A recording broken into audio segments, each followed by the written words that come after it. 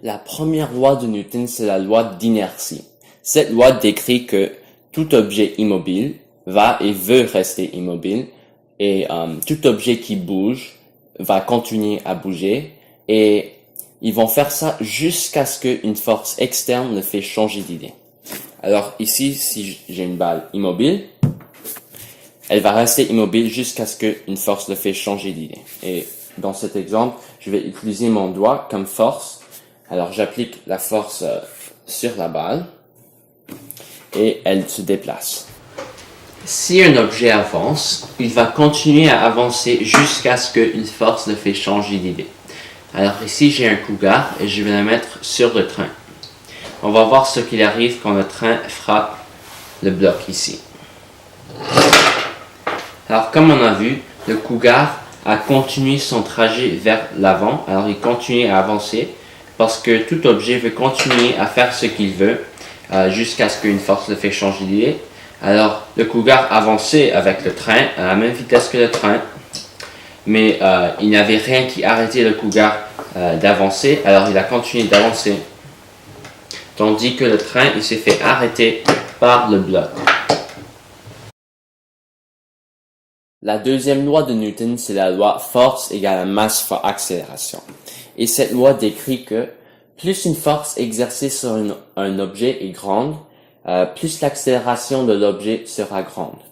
Et qu'une masse d'un objet plus grande a besoin de plus de force pour la faire bouger. Alors ici, j'ai une bille et je vais exercer une force sur la bille. Elle va avoir une accélération positive, mais il y a aussi deux accélérations négatives qui s'ajoutent. Et on va voir ici, elle accélère. Alors, c'est positif, mais il y a aussi les deux accélérations négatives qui fait en sorte que la bille ralentit.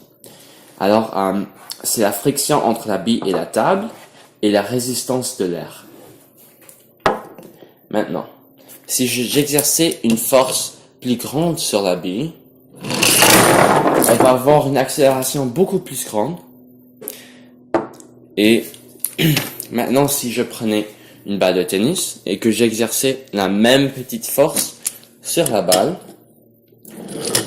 elle va avoir une accélération, mais l'accélération n'est pas vraiment grande.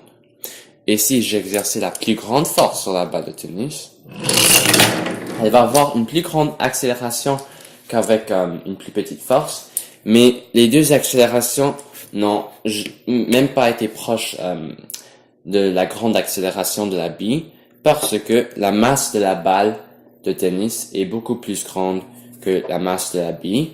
Alors la balle de tennis a besoin de plus de force pour la faire bouger.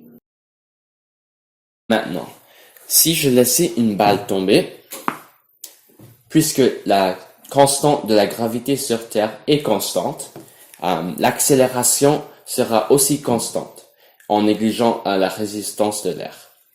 Alors, quand elle tombe, la gravité est constante, alors l'accélération qui fait accélérer la balle est aussi constante.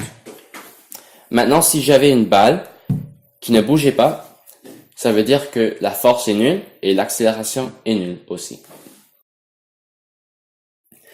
La troisième loi de Newton, c'est la loi action-réaction.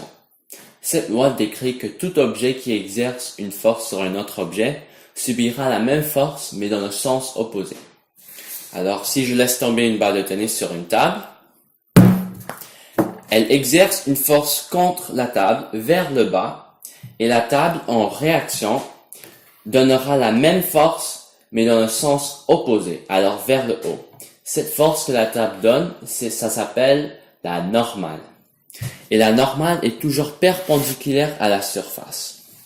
Alors c'est pourquoi, quand je laisse tomber une balle de tennis, elle rebondit